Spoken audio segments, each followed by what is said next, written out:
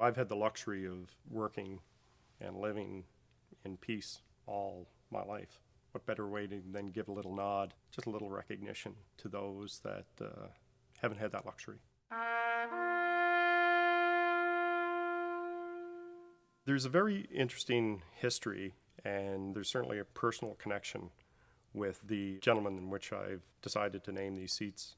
One of the companies of the North Nova Scotia Highlanders was predominantly made up of Prince Edward Islanders. The North Nova Scotia Highlanders landed on June 6, 1944, D-Day, for the invasion of Europe. On D-Day +1, June 7th, the company of the North Nova Scotia Highlanders got surrounded. A number of these Canadian soldiers were taken prisoner, disarmed, and then murdered.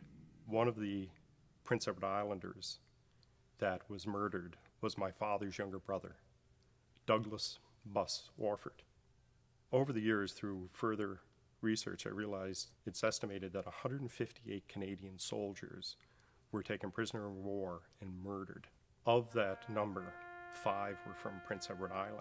The 5 Prince Edward Islanders were from across PEI.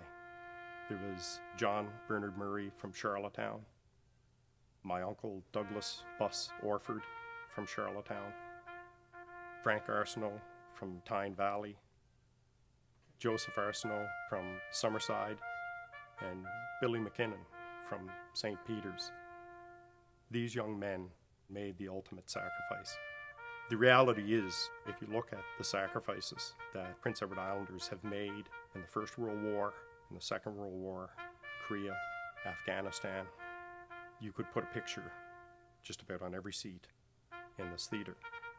There's over 1,000 Prince Edward Islanders that have made the ultimate sacrifice. Naming one after Uncle Douglas was appropriate, but then as I gathered more information and realized that 5 Prince Edward Islanders were of that 158, let's make the commitment for a few years and name a few more seats. It was just a way of being able to honor these 5 and maybe keep a little bit of the history alive. If more of the history is kept alive, we can recognize the mistakes that have been made and try to avoid them in the future.